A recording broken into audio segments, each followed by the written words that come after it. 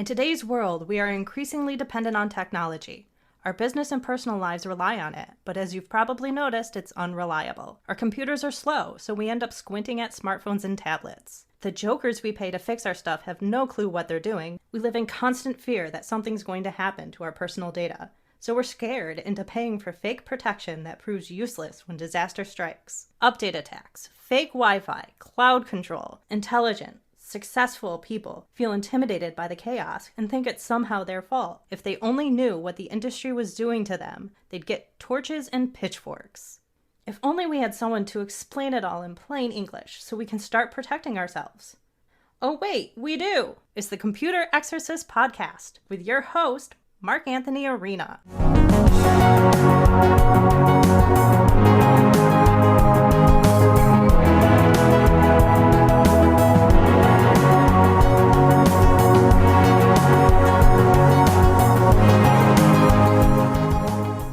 From the Wallace Memorial microphone in my home office overlooking the hills of Western New York, this is the Computer Exorcist Podcast. My name is Mark Anthony Arena. So glad you have joined us today.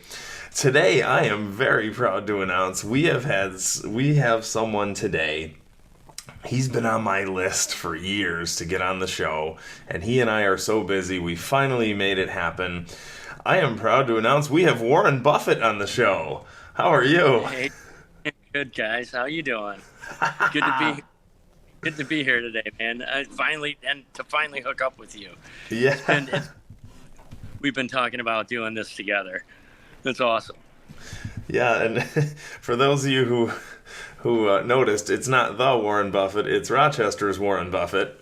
And so it's you're not from Omaha, you're from Rochester. So tell us, Warren, who are you? How did you get into your business? And tell us why your business name is that. Okay, so to kind of give you the really the long answer to a short question, this all kind of started when I was a kid. My first word literally was car. It wasn't mom, it wasn't dad, it wasn't anything else, it was car. And wow. I used to walk around the house with these little Matchbox cars in my hand, and my mom couldn't figure out what I was talking about, and it was like, wah, wah, wah. And she's like, what? Huh? And I made an engine noise like a boom, boom, and I had a car in my hand. I was looking out the window at a car driving by, and she goes, "Oh my God, car!" And I said, and I shook my head in excitement. My eyes lit up, and I was like, "Wow, wow!" And she was like, "Oh my God, your first word is car. This is ridiculous." So fast forward, a lot of years. I just turned 56 last week, but fast forward a lot of years. My I used to detail cars in my parents' driveway with my dad when I was younger, and then my first job out of high school was actually working at John Holtz Honda, which then transitioned to John Holtz, Mercedes, BMW, Range Rover, Porsche, Audi. I think that's it, over on West Henrietta Road in Henrietta. And, I was just kind of prepping new cars for delivery, basically taking, the plastic covers off, giving them a quick vacuum, washing them, giving them, a quick wax job, and out the door they went. So it really kind of solidified my love for cars. Then I went off to MCC to study graphic design, and during my graphic design experience at MCC, I started a small detail business with a buddy of mine, Paul O'Fray. He was from Gates, and we worked together. We knew each other from the nightclubs and the bars, and we just so happened to work at Holtz together. So we started a detailing service called Diamond Car Care, and we would use his mom's garage and my parents' garage in Greece and Gates to detail cars. Moving forward, I always thought that detailing cars wasn't, a real career. I needed to get a real job. So I went back to school and I got my graphic design degree with a major graphic design. And so I went off on my my advertising career, and I worked at multiple agencies in Rochester. Started as a mechanical artist, worked myself into a graphic designer position, and then made my way up to like a senior art director, where I worked with a team of people creating branding, ad campaigns, print, radio, TV, websites. But the thing with that career was every 2 years I was getting laid off. It just, advertising was up and down. They'd hire a ton of people, they'd get a new client, they'd lose a client, they'd get rid of 10 people in a morning, and so I was up and down. But through that whole course, I always, to support my family, I always just took on side jobs, detailing cars and boats and, RVs and stuff. And, that just kind of got me through the time that I was, basically depleting my savings to pay my bills before I got the next job in advertising, to build my savings, to get laid off, to spend my savings, to live, to, Wow. It was just a roller coaster. So, And if you notice, folks, especially, I don't know if it's here or everywhere in the world, but the white collar jobs, right, that we were told are better, right? Like you said, I was told that cleaning, I was told that I should do this. And meanwhile, the real hands-on, the trades, right? And I failed in corporate massively. I didn't last more than a month at my first corporate job. But guess what? The trades are where it's at. I have a brother and a cousin who went to college, and then they ended up doing the trades instead. The trades is where it's at, and this is a trade. So, what I realized was, sitting at a desk every day. I mean, I was good at art direction. I was good at what I did, but, I even now, I don't like sitting down. I'm not a sit down kind of person. I barely ever just sit down and relax at night.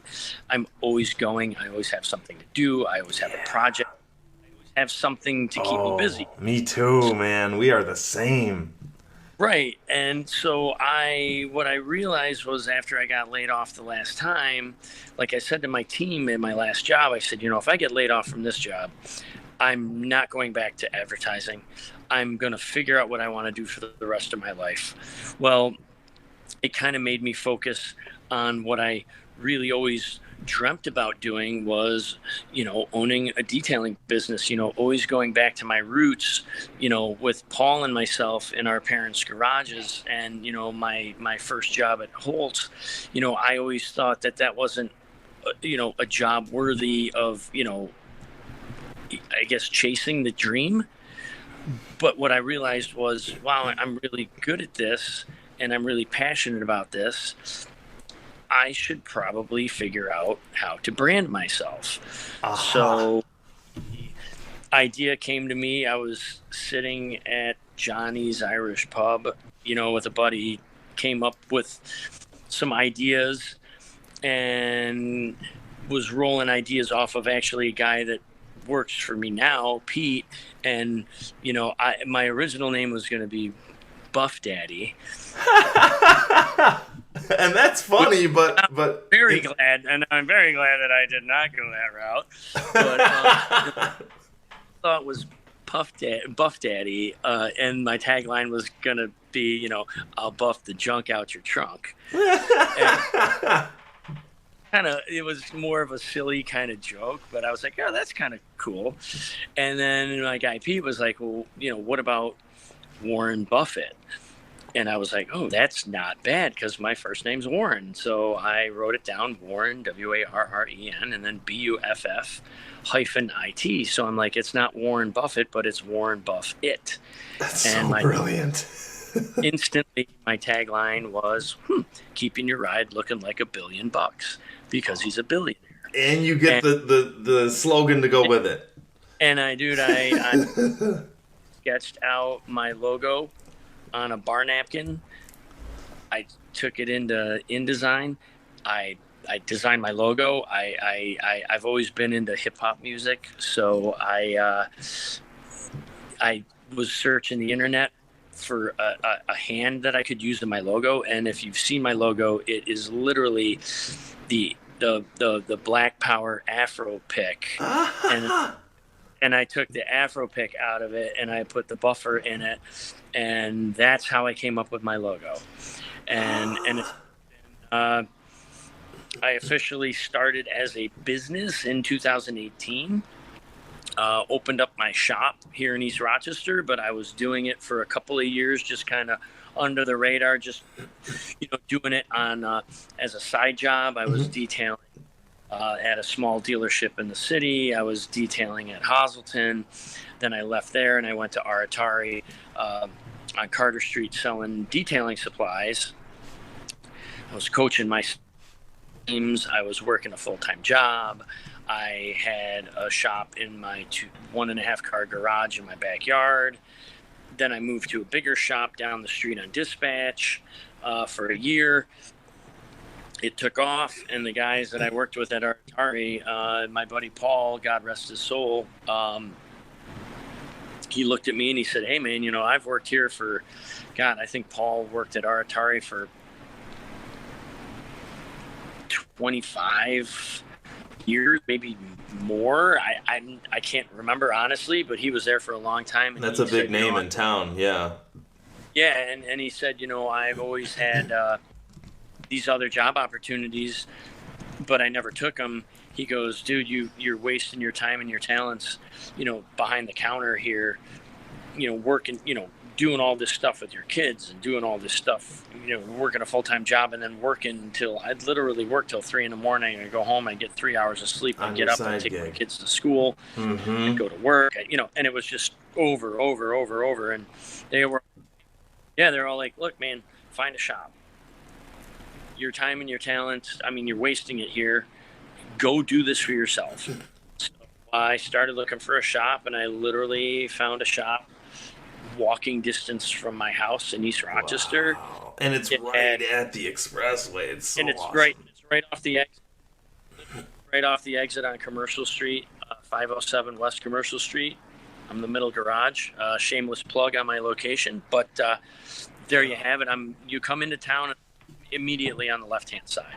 And had everything I wanted, and I said to myself, if this is an epiphany, like this is a higher being, telling me this is what I need to do. My girl and I came in here and just cleaned this place. Had to power wash the walls. It was like chocolate milk. The amount of sawdust that was everywhere in this place was absolutely insane. Roughly about 6,000 square feet of shop space. All summer, it's usually filled right up. In the winter, it slows down. Unfortunately, it's a seasonal job. Here I am now, 56 years old, truly doing what I believe I was meant to do. There's no looking back. I'm running my own business. I work with my son, my son, Connor. Nice guy. He's 22 now. He started in my garage. He'd wake up and he'd come outside in his pajamas and, "Dad, I can't sleep. Can I help you?" "Yeah, you can help me." So I'd give him like a mild polish and a mild, pad. And I'd say, "Go over there in that corner over there. And this is how you hold the machine. And this is what you do." And he took right to it. And, he's my right-hand man in this business. He's literally been with me, since day one. So, and hoping that, what I've built as a legacy, he'll hopefully see the value in it and want to take it over and, and build it for himself in the future.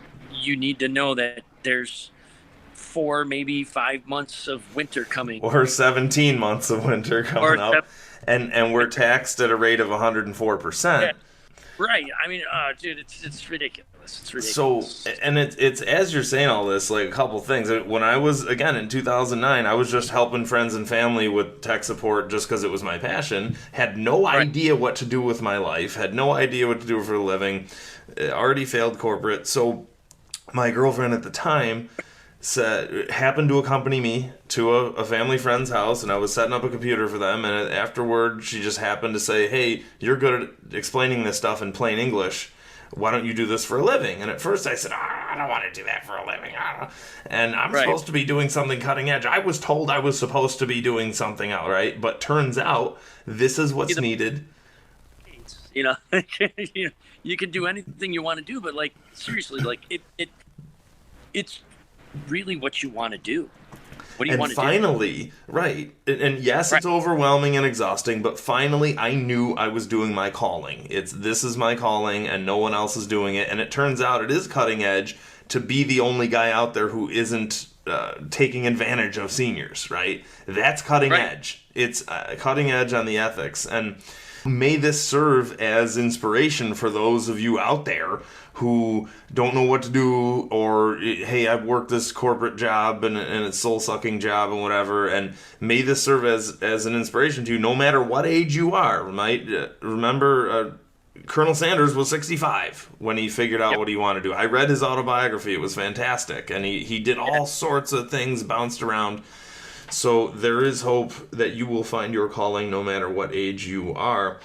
So tell me... The one thing, to kind of expand on that real briefly, the one thing I have instilled in my children and anybody that wants to start their own business, like, you need to understand, like, it isn't going to be a bed of roses right out of the gate. It's a ton of hard work. Mm-hmm. It's working 7 days a week. I mean, I've got now where I work 5 days a week and I can delegate to my employees, but it is a ton of work. The money and all of that, it comes in time. Like, if you're doing something that you are truly passionate about, right? People will see that. That's Oh yeah, and I know you, and I know you're passionate about it. Yep. Your reputation and your passion, and just like your passion is the first and foremost. Like, people will recognize that, and that will just exponentially grow your business, your passion, because people are passionate about what you're doing. If you're not passionate about it and you're in it for the money, people are going to see through you. I'm gonna get rich detailing cars. There's a lot of people that start detailing businesses that fail because they're chasing dollars. They don't see the overhead. I mean, I have payroll, I have rent, I have insurance. There are things that if you are truly going to build a business that are going to come into play that you're like, I didn't know it was going to be like this. But if you're transparent and you're fair with people and you don't take advantage of people, and you're passionate about, and people will see all of that, and it will grow. It will grow, but you got to give it time to cultivate it and make it work. It's not an overnight thing, And you're planting seeds. And your reputation is key, man. Once you tarnish you can't. I tell my kids, you can't buy your reputation back. There's one thing you can't buy, and it's your reputation. Especially in Rochester. My grandma always said that's all you have is your good name. So Amen. Tell me what your website is and how people can get a hold of you if they happen to be living in eternal winter land here and want their car cleaned. That's great. I actually don't have an official website. I've been strictly on social media. I do own Warren Buffett, WarrenBuffett.com. Okay. You can email me at warren@warrenbuffett.com. But if you go to warrenbuffett.com, it automatically forwards you to my Facebook page. That's fine. That works. I've been using Facebook and Instagram. What I've built my business on is really, honestly, a lot of social media content. And honestly, I'm looking at this page right now, and it's actually right. Who would want to see a name and a phone number and a B-roll, what do you call it, example photo, when in reality, right. I'm looking at your site now, and it's, hey, this is what I've done this week. I'm looking at this really sick Scion coupe right now that you cleaned, and then I'm looking at all these cars that you did. So that's actually pretty cool. Everything from general interior and exterior detail packages. We've gotten into my core services are interior, exterior detailing, but we do paint corrections, we do ceramic coatings, we do paint protection film packages. We've expanded into window tint, and then I've sent my son off to get trained specifically in vinyl color change wraps. So he's taking that on as. And you're using your graphic design skills. Yeah, and so I'm using my graphic design skills. I'm working with a guy now that's got like 25 years of graphic design experience, specifically for for vehicles. So, if I get a concept, if I really need to design something out, I send it off to him. We've done drag race cars. I did the Camry Caruso's latest dragster. She's from Rochester, but she lives out of state now. And that's why she became successful immediately. Yeah. We do a bunch of graphic wraps for Hazelton, for their parts department, for their parts delivery vehicles. I just got into doing a full vehicle wrap for Volkswagen. We just did I don't know if you've seen their ID Buzz. Yeah. And it looks... Yeah. It's a Volkswagen minibus, but it's electric. It's an EV Buzz that we took a white one and we did a complete wrap on that for them, and that's led us into some custom stripe jobs and maybe some more work from Rich himself personally. So, hey, you know what? Yeah. That could be, how they had the Volkswagen New Beetle, and then they had the PT Cruiser, and then they had the Chevy HHR, right? Those novelty cars. This could actually be the next novelty car, and you could be out there painting flowers and peace signs on it. Yeah, right. Wow.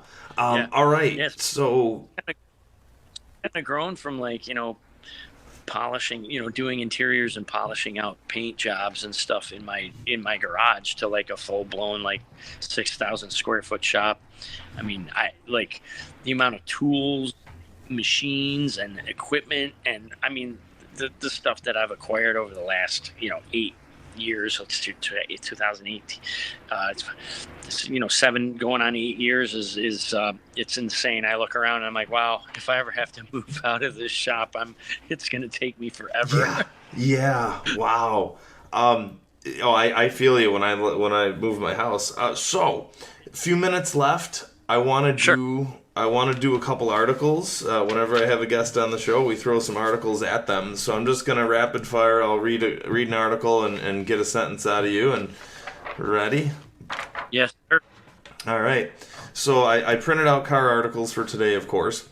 And by the way, I want to say personal testimony. My dad and I brought my grandfather's muscle car to you to clean a couple times, and we've just been so impressed and so happy, and we wanted to go with a local guy, and we're so impressed and thrilled that you made the car look new again, and so grateful. Your personal vehicle that we just did before you put it away for winter slumber, really, I gotta say, came out pretty spectacular. You always took care of it, but it's on a whole different level now. Yeah. Oh, totally. It's everything, and it means the world to me.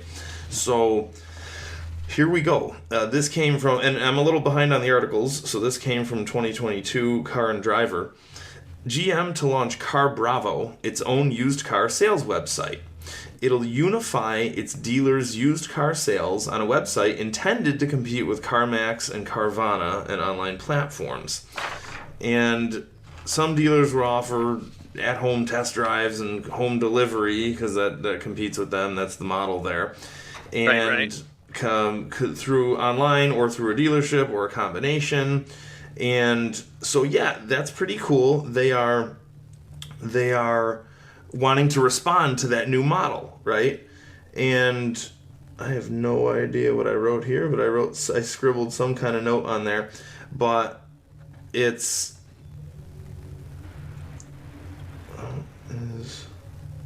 I don't know. We're gonna have to figure that out. But anyway, I looked at the site, and as much as I love ripping on companies and ripping on GM and all that, it's a really nice idea because all their dealers have a used inventory. So why not unify it and put it up in a place that competes with Carvana? And by the way, Carvana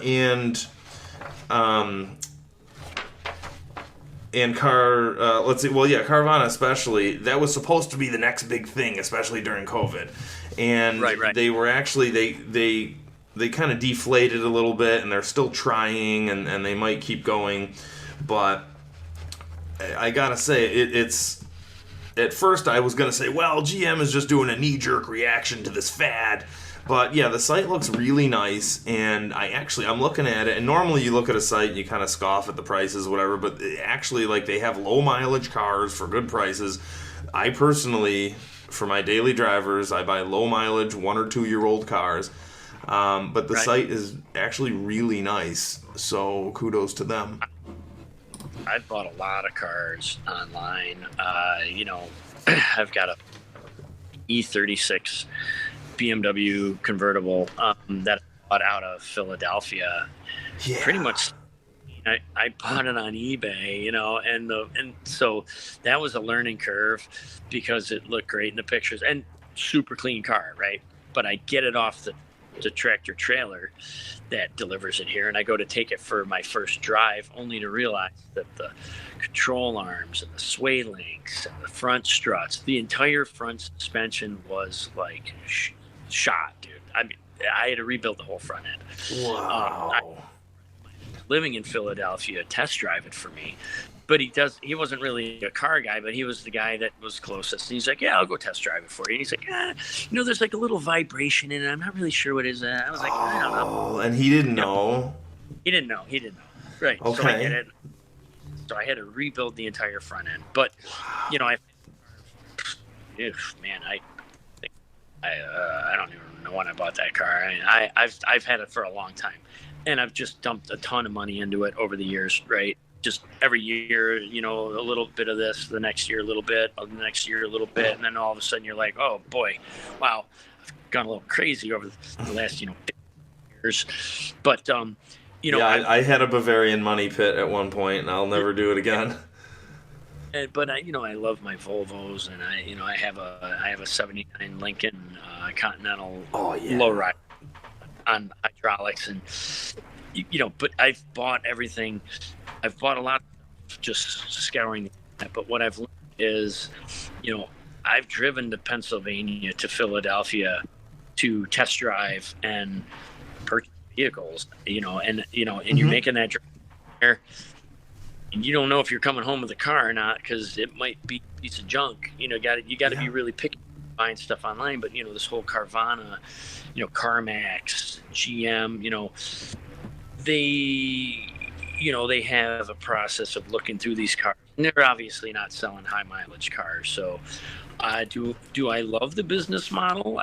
Okay. But I really like to, when I buy something, I've gotten to the point where, I want to see it. I want to touch it. I want to feel it. I want to drive it. I want to hear if it has any weird little noises. I don't want to take somebody else's,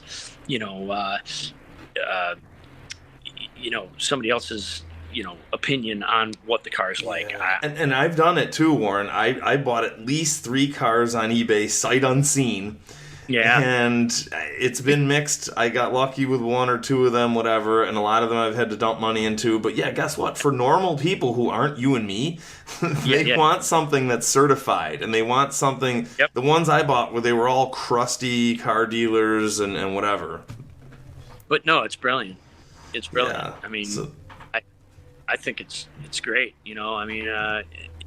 The vending machine idea, I still haven't seen a Carvana car vending machine in person, but when I do, I'm definitely going to stop wherever I am and take a good look at it. But that really kind of, that I just got to giggle and laugh at that whole idea.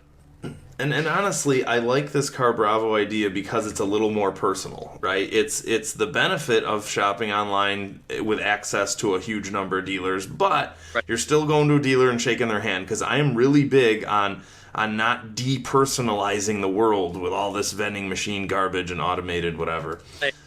Unless the car that you really, really like on Carvana is in like Texas, and you're in New York, you're not going to get an at-home test drive on that car. Right, you might like it, but you're not going to test drive that car specifically, which is always my kind of, that's my gray area. Like, I want to drive the car that I'm going to buy. I don't want to drive a car like it and buy a car with the same mileage, 1,700 miles away. And right, because that, especially the specific car matters when it's used. At one time, I have a psychologist brother who's out of town, and I told him to go test drive a car for me. He doesn't know anything about cars, but he said, I psychoanalyzed the seller, and he seemed like an honest guy. I said, all right, well, that's the best we can do.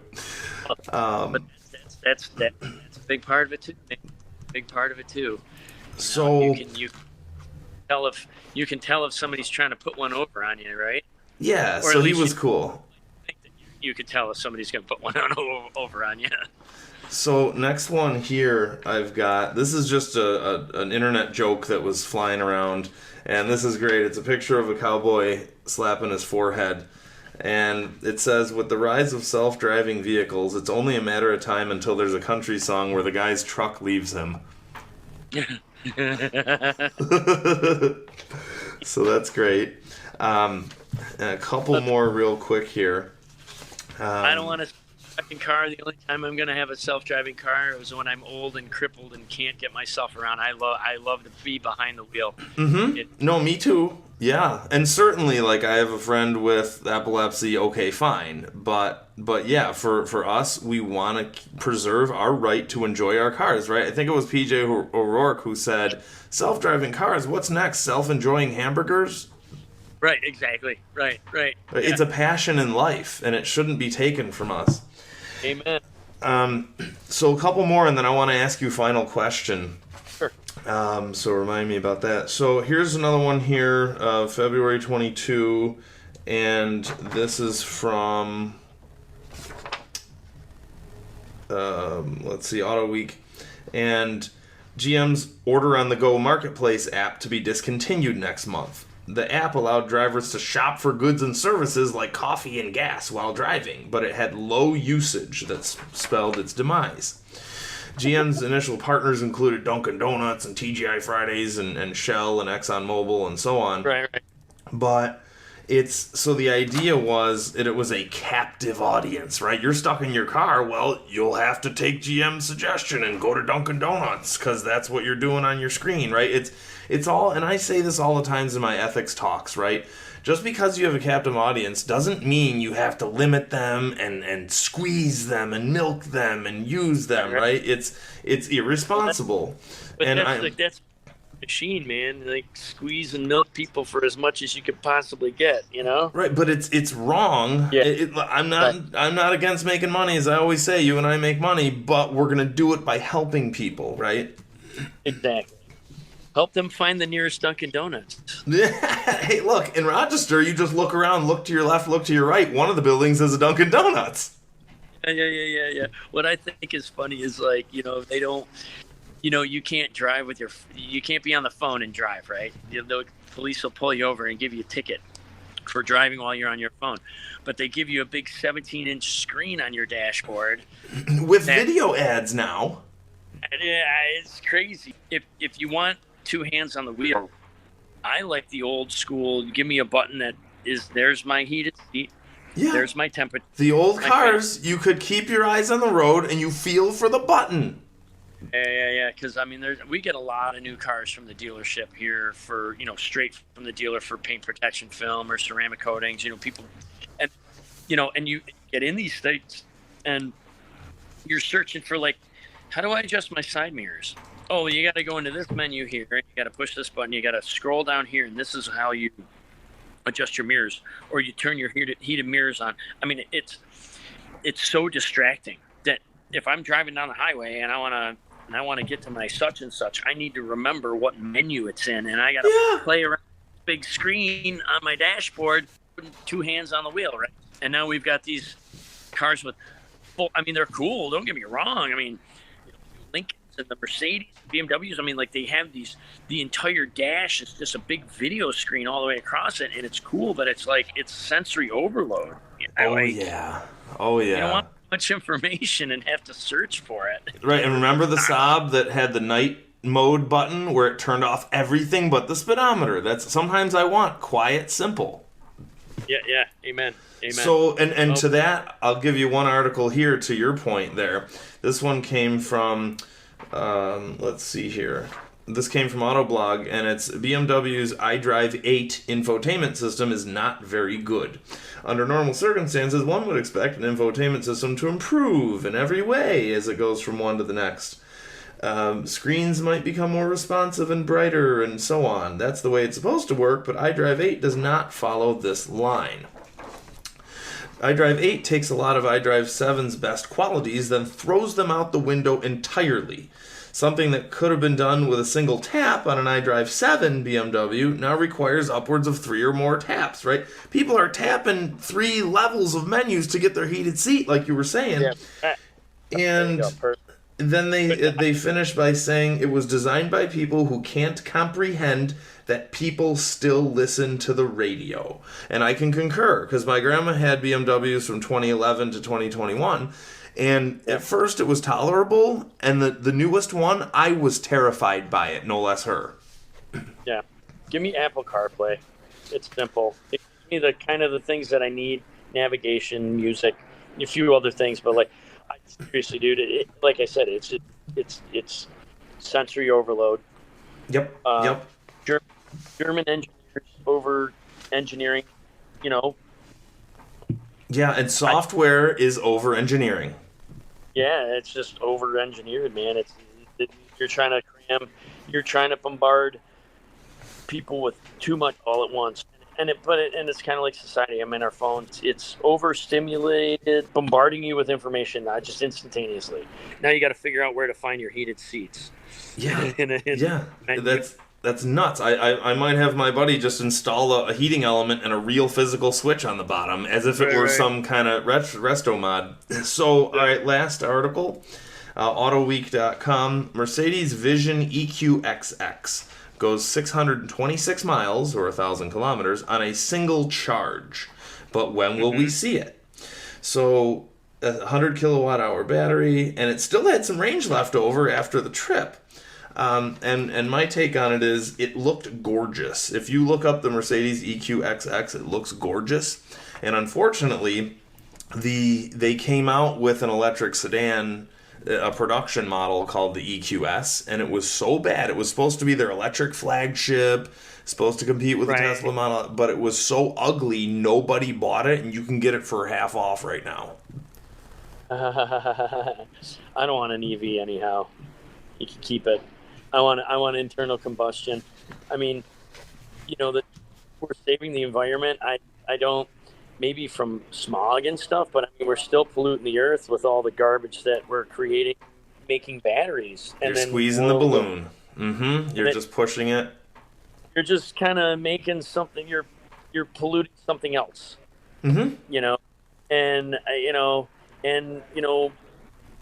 Are EVs cool? Yeah. Are they fast? Yeah. But like the power that we're handing to people driving an EV, I mean, they have total control over the vehicle. I mean, it's all software driven. Right? It's all software driven, and that makes me bonkers. If they want to stop you, they kill your car. They can regulate the speed. They can regulate, auto driving. Like they can throw everybody. Who's to say that? They're not going to say, okay, everybody's in auto drive. You have no more power of your own vehicle. Boom, we push the button. And you know what? Not only can corrupt governments do it, but Silicon Valley, which is corruption incarnate, can also do it. And bad guys can break in. Other countries hacking into our energy systems. Who's to say that our vehicles aren't next? I mean, it's all a house of cards, especially if they're infected with Microsoft technology. They're ripe for the taking. I've got one here. Autoblog.com. Hackers break into GM user accounts, and an unknown number of people are affected. Yeah. And I got another one here. Autoblog.com. It says Teslas and other Bluetooth-enabled locks can be hacked. So they were just doing a giant pot shot at Tesla. When it's everybody, they just happen to put... Right? That's like saying, McDonald's and other restaurants are bad. It was a pot shot. But anyway, Bluetooth Low Energy allows owners to unlock and operate their vehicles with their phone. And the bad guys found out you could use cheap off-the-shelf hardware to hack a car using Bluetooth Low Energy. And the hacker doesn't even need to be in your driveway or physically near the car. So that's... Your Wi-Fi or what you're connected to. I would imagine it would, maybe that's oversimplifying it because I'm not a tech guy, but, if they're on the same, Wi-Fi network and you have an open system, I mean, who knows how easy it is to click it, hack into that. But that's why I'm like, honest, that's why, I've got a 79 Lincoln, I've got a 99 BMW, they're classics. I love those cars. Yep. I have a new Volvo wagon that I use as a daily driver, but it's not connected. it's not connected to the big machine, if you will. And I'll probably I'll probably never really go out and buy myself a brand new car that's over computerized. And anyone who knows better will agree. I won't either. And anyone who knows better. Yeah. Yep. And that's the purpose of this show, absolutely, to raise awareness for that. So in our last minute, Warren Buffett, and that's warrenbuffit.com, and tell us some of the coolest cars. Final question. What are some of the coolest cars you have buffed? Well, I'm sitting here directly in front of me. I have a 1923 Ford T-Bucket Roadster. I believe the blue one that you see at the cruise nights on Tuesdays down at the ice cream shop. It's sitting right here in my shop. I currently have a 56 Bel Air next door that we're working on. But I mean, dude, the coolest cars, I mean, they're all really cool. I think probably one of my favorites is client has a collection. He's got a 2005 Ford GT. Oh, yeah. 2,100 original miles on it. We did his Ferrari, and then we did such a nice job on his Ferrari. He said, I want to bring you my pride and joy. And I was like, oh, your pride, like your Ferrari's not your pride and joy? He's like, oh. He shows up here in with an enclosed trailer, drops the hatch, and there is this white with red, Shelby stripe Ford GT in this trailer, and my jaw hit the floor. I was, oh my God, this is amazing. But I mean, I've worked on Ferraris, McLarens, Lamborghinis. I've worked on muscle cars. I mean, tons. Street Machines of Rochester I support a lot of car clubs in town. Street Machines of Rochester and Rock City Mustangs are two of the clubs that I support. I support their car shows. I support their clubs in general. They've gotten a ton of just cool stuff, man. I mean, stuff you wouldn't even know was in Rochester. I'm part of Rock Solid. I'm part of Rock Car Club, and we're a lowrider club in Rochester, New York. And we have a whole bunch of cars that are on hydraulics, and we drive those around, and people are blown away. But it's just. There's all sorts of cool stuff, man. If I had the money and the space to store, I'd probably have one of everything. I just love it all. Right. Everything gives you a different feeling. I mean, people that are so fixated on this one vehicle and that's the only thing they really love. I don't. That's not my standard of living. My 22-year-old son, his favorite car is his favorite dream car is a 55 Bel Air. Nice. And I'm sure he has other dream cars, but he's like, if I were to have something that would just be kind of like a resto mod, that would be kind of the molding of, the melding of modern day technology and old muscle looks. That's the car he would have. Wow. And I argue with him. Wow. So, Warren Buffett, thanks so much for being here. And when I see you at the car shows, I always say, hey, you know what? Even if I think a particular car isn't my cup of tea or whatever, they're all awesome. They're all fun. They all have great stories behind them when you talk to the owners. Yeah. I've met so many people in this business. I'm a car guy. I'm legitimately a car guy. And to meet people that have built things, even purchased things and upgraded it. I bought my Lincoln, the hydraulic system was done, but I've gone through it and I've completely redone the hydraulic system. I've completely redesigned it. I've redone the interior and the paint, and then and then you meet more people that have had cars handed down through generations, and and it's interesting, man. It's interesting. It brings people together, and yep. you sometimes you don't even have to be a car person and see something and be like, wow, that's really cool. That's really cool. I don't really like cars, but that's really cool. Or even hear the story that some of these people have to share. Wow, that's awesome. Yeah, absolutely. And just hearing people's stories. So, Warren Buffett, thanks so much for being here. My name is Mark Anthony Arena, thecomputerexorcist.com, and we'll talk to you next week. And it was so good talking to you. I'm glad that we finally connected here.